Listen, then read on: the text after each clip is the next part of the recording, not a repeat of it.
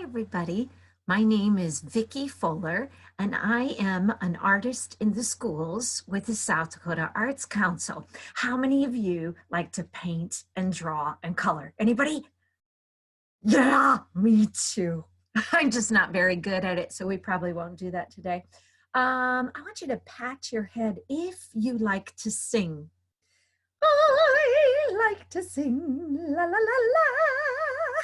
If you hope to play an instrument someday, I want you to show me what kind of instrument you hope to play.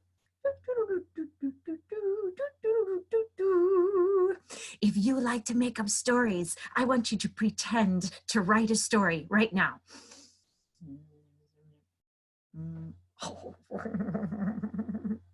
If you like to dance, I want you to just dance in your seat. I like to move it, move it. I like to move it, move it. I like to move it. And if you like to play pretend, I want you to do your best superhero pose right now. Go. Yeah. Nice job. You know, when I tell students that I'm an artist in the schools, a lot of times they think we're going to paint and draw and color because that's what you do when you go to art class. But everything I just mentioned to you is art. So if you like to sing, you're an artist. If you like to play an instrument, you're an artist. If you like to make up stories or dance, you are an artist. My area of art is the last one. I like to play pretend. I get up on stage and I pretend to be all sorts of different kinds of people. So I thought today, since we're stuck at home, I would have you join me in doing some acting skills. Actually, we're going to talk about something your teachers want you to be able to do better. They want you to be able to read aloud in class better and better every year. This is something we call oral fluency. Dun, dun, dun. Sounds like a disease, doesn't it? Achoo! Oral fluency! Ah, we're all gonna get it. Yes, we are, because today we are going to talk about oral fluency with me, Vickie Fuller. It really just means you're going to be able to read better aloud in class. Now, when we're reading aloud in class, one of the first things we want to be able to do is make sure we're speaking loudly enough to be heard. Yes, if I talk like this, you may not be able to hear me across the room. Only the person next to me is going to be able to hear me. In theater, we call speaking loudly projecting our voice. It's not yelling. It's not what we do on the playground. It's just throwing our voice. The projection is throwing your voice. You have to think about this guy being on the other side of the classroom going, what did she say? I can't hear her. So today, we're going to do a little thing that I use to teach kids how to project their voice. I want you to hold your hand out like you have a hacky sack. It's just a little soft ball in your hand, okay?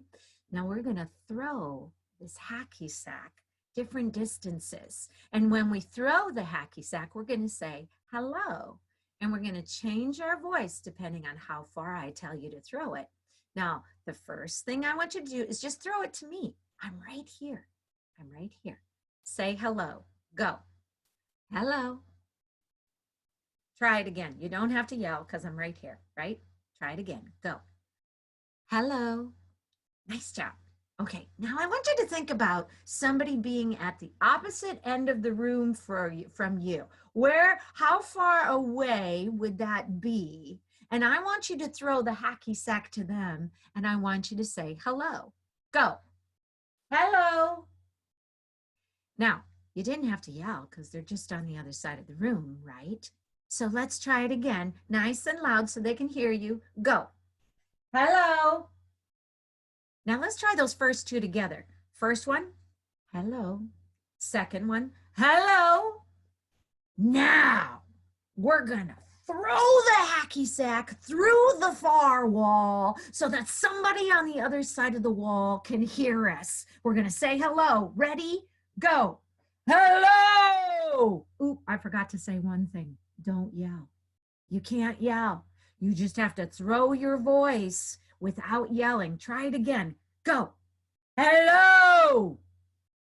Now let's see if we can see all three of those. They're all very different. Try number one, right to me. Hello. Number two. Hello. Number three. Hello. Did you hear the three differences? Try it again. Make mom and dad wonder what you're up to. Number one. Hello. Number two. Hello. Number three. Hello. One more time. Number one. Hello. Number two. Hello. Number three. Hello.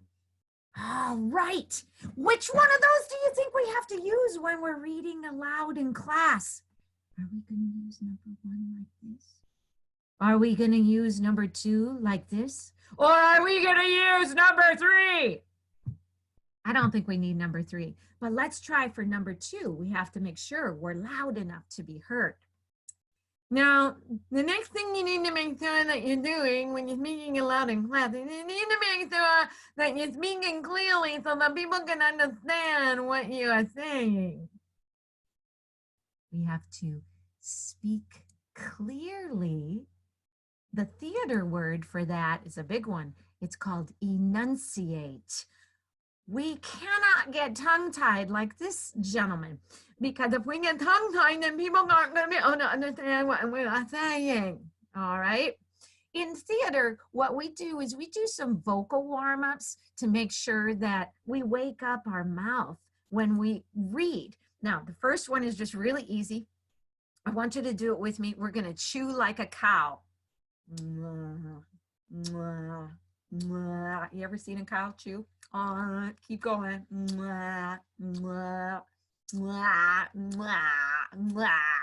We just want to wake up our mouth. That's all we're doing.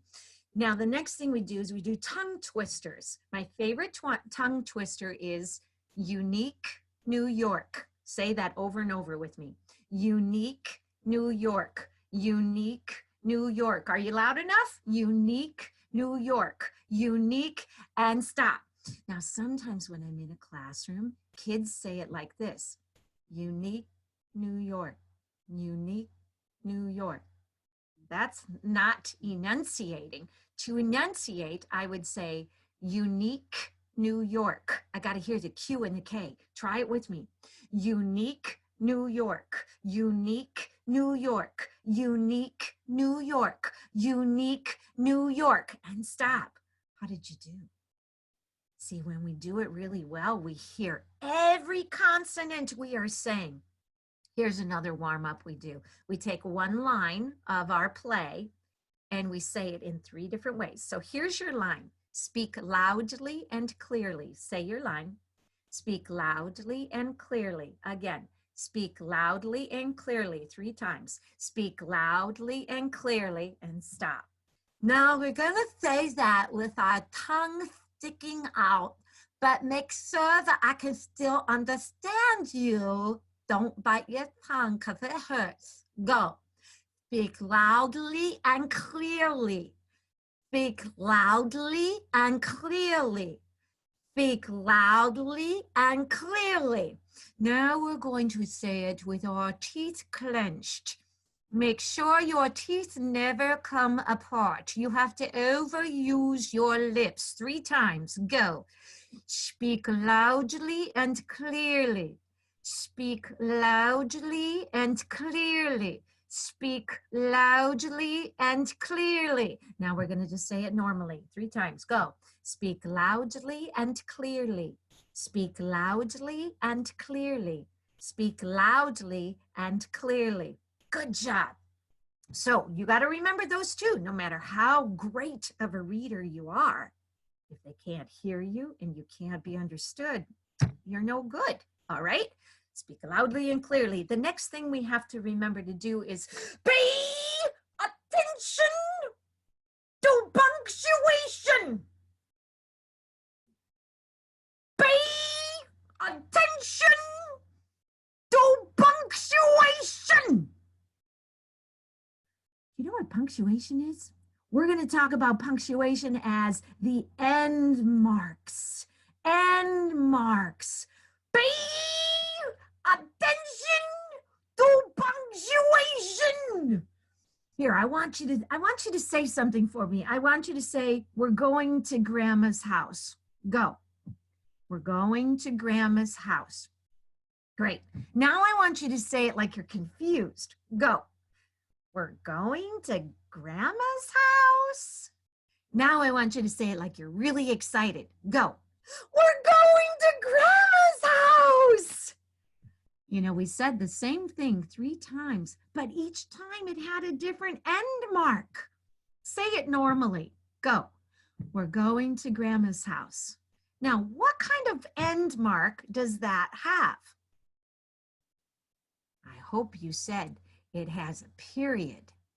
What does a period tell us to do? A period is a stop sign. Say it with me.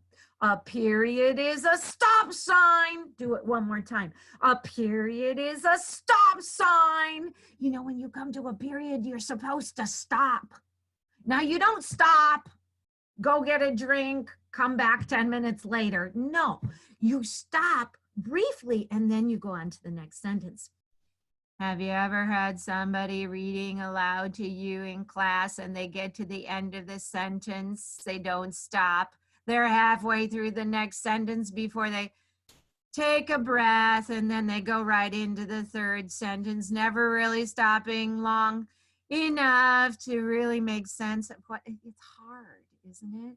You're supposed to stop at the periods. Say it with me again. A period is a stop sign. Good job. Now I want you to go back to, we're going to Grandma's house. Say we're going to Grandma's house like you're confused. We're going to Grandma's house? Can you tell me what kind of end mark that has? I hope you said a question mark.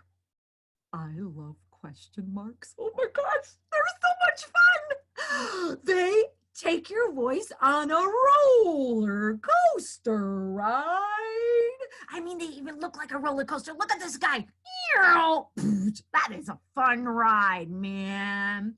When we come to a question mark, we have to take our voice on a roller coaster ride.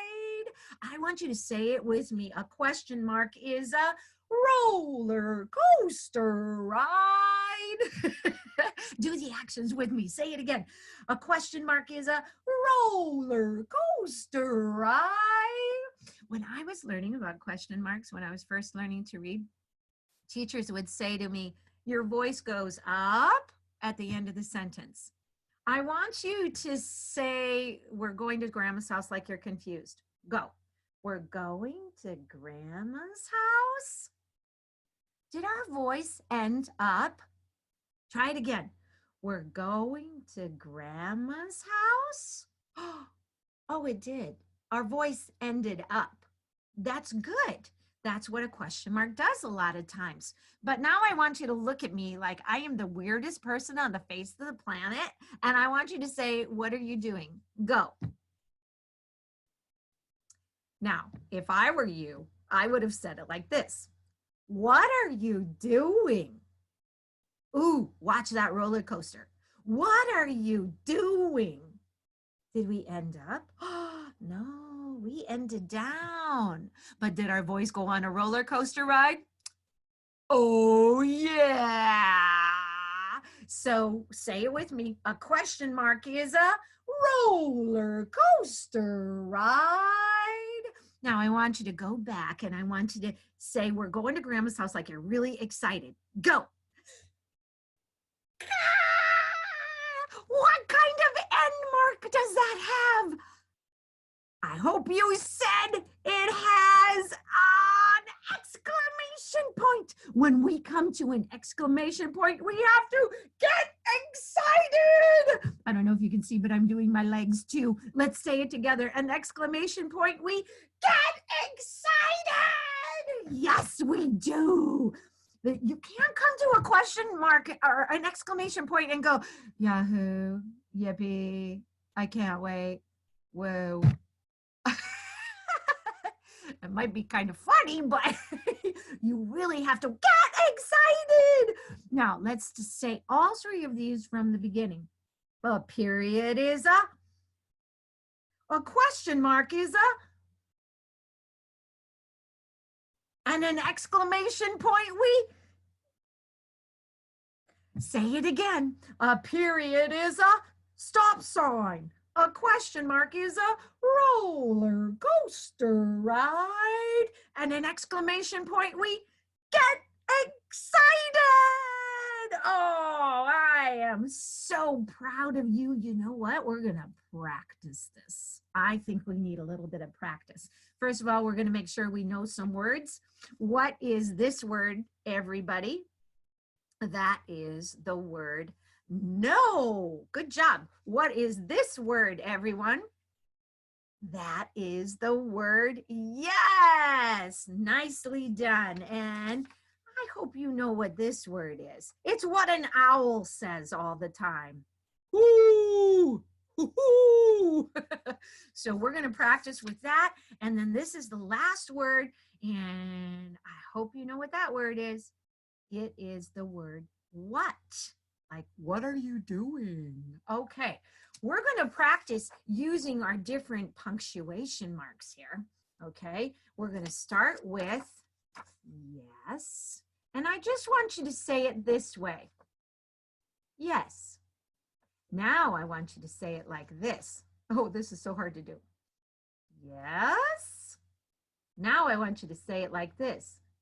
Yes. Try it again. Yes. Yes. Yes. Okay. I hope you're hearing the different ways we can say this. Now let's try this word, who. Let's say it like this first. Who? That's normally how we hear it. Now I want you to say it like this. Who? Now try it like this. Who? Normally, who would have a question mark by it, but I like to hear the different ways. So try it this way, who. Now try it this way, who. And this way, who. Good job. Let's try this one. Give me this way. How about this way? And this way? All right, let's try it one more time. I hope you're making each one of these different. This is what. Try it this way. Try it this way. And this way. Okay, let's do it together. What? What? What? See how different they sound? And we're just doing one word. Imagine if you had a whole sentence there. Pay attention to punctuation. Don't forget that. Okay, we're going to move on because the next thing I do this as an actor all the time. And it's a really easy thing to do when you are reading aloud in class. What I do is I play the meanings of words. What does that mean? Play the meanings of words. Now, let me tell you what I mean by that. For example, if I take the word hot, I'm going to make hot sound like its definition, like what it means. Hot. And if I'm going to tell a 2-year-old, don't touch the stove, it's hot, I'm going to say it like this. Don't touch the stove, it's hot. And then they hear by how I say hot, that helps them understand what hot means. So I use the meaning of the word and I bring that word to life. I want you to try it. Try hot. Go. All right, now I want you to do cold. Go. Try it with me. cold. Now I'm going to tell you a trick. If you say it with your body, it comes out louder with your voice. So don't just go cold. I want you to shiver with your body. Go cold. Sounds so much better, doesn't it? I want you to say beautiful. Try it again. Make it sound beautiful. Now say, this flower is beautiful. It should sound like this. This flower is beautiful.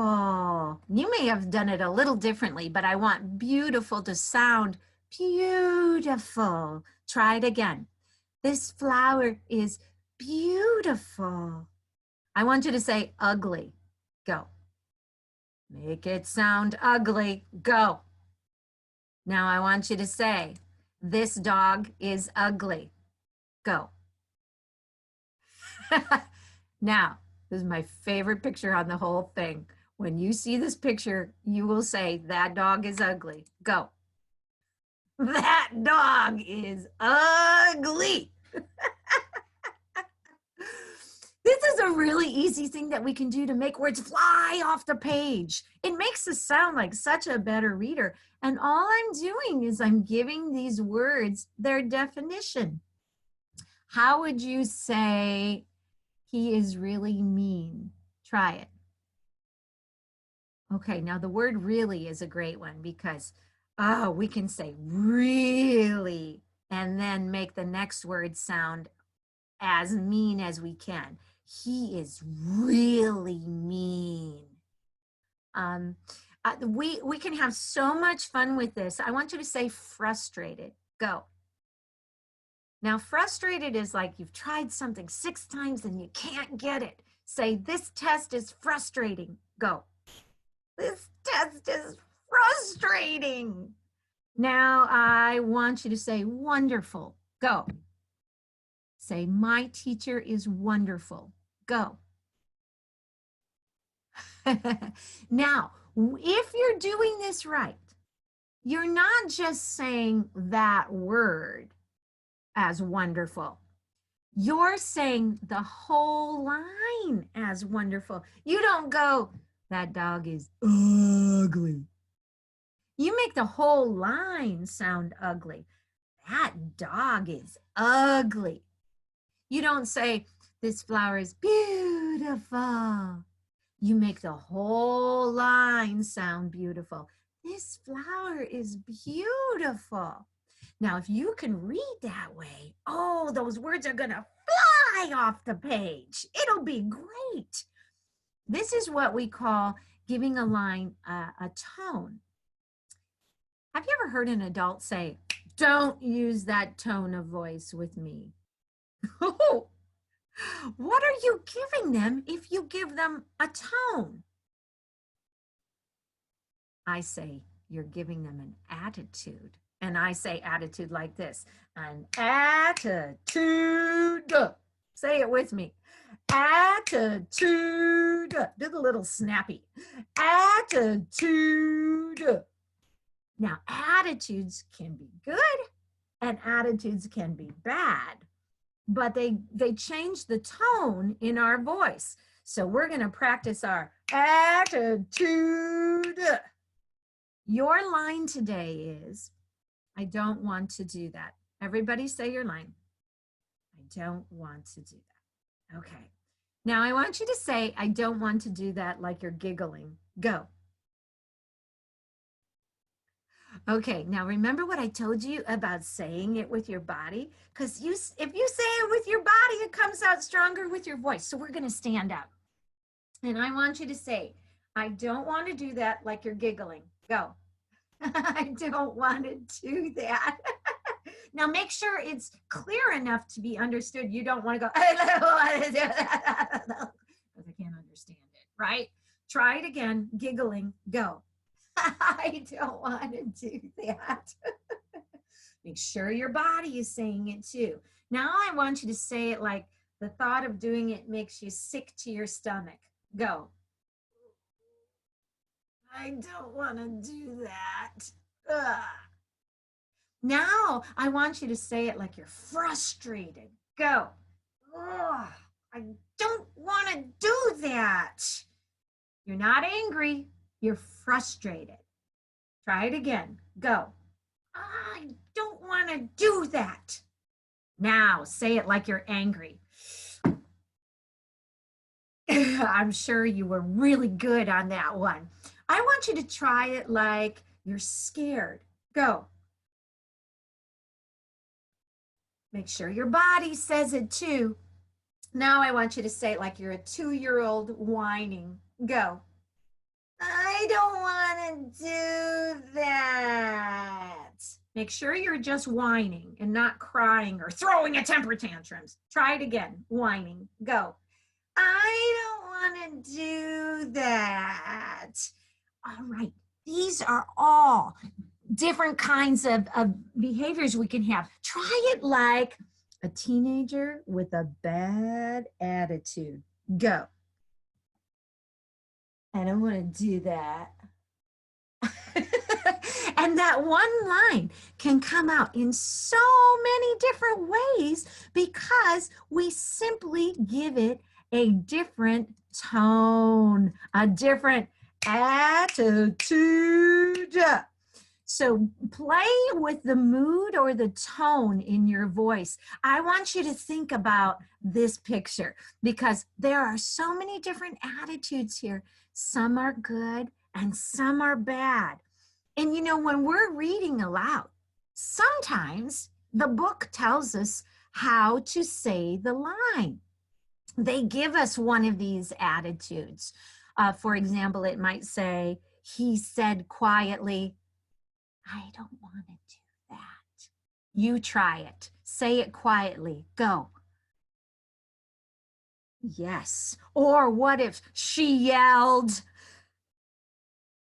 I don't want to do that, right? Or he said proudly, I don't want to do that.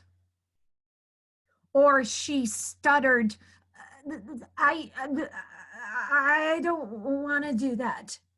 All right. Sometimes it doesn't tell us how to say the line. It just says he said, she said, and then we have to decide.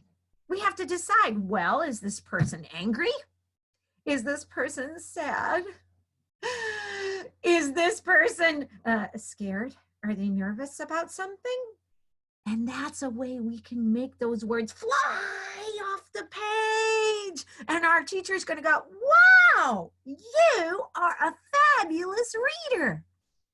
All right, let's recap. What did we learn today? We need to speak loudly and clearly. Remember that. And we can throw our hacky sack for the volume, and we do tongue twisters to warm up our voice.